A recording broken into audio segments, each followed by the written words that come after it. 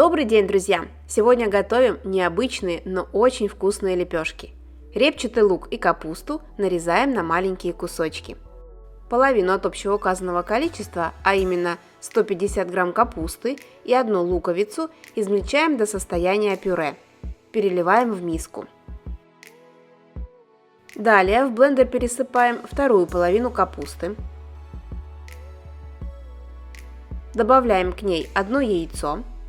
И также доводим до состояния пюре. 2 капустные массы соединяем вместе.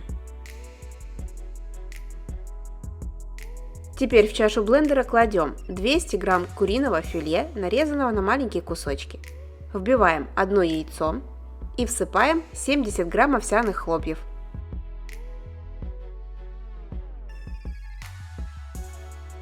Все измельчаем в однородную массу.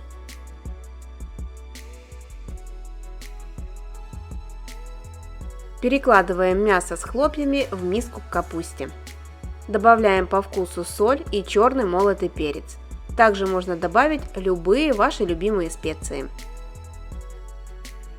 Перемешиваем до однородности.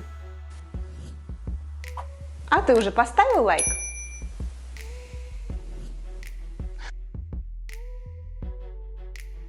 Масса получается не жидкая, но тем не менее накрываем миску пищевой пленкой и оставляем на 15 минут на столе. Овсянка набухла и масса стала более густая. В сковороду наливаем растительное масло, хорошо его разогреваем и выкладываем тесто.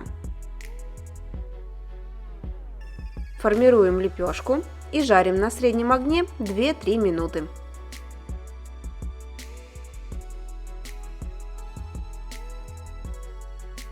Затем переворачиваем ее, уменьшаем огонь, накрываем крышкой и жарим еще 2-3 минуты.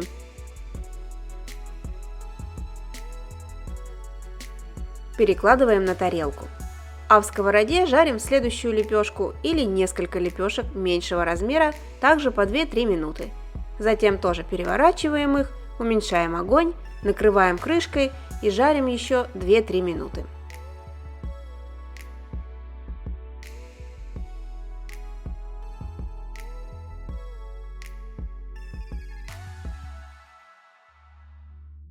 Обычно у меня получается 10-12 лепешек.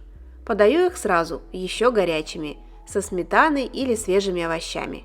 Этот рецепт – находка в летнее время. Быстро, просто и недорого.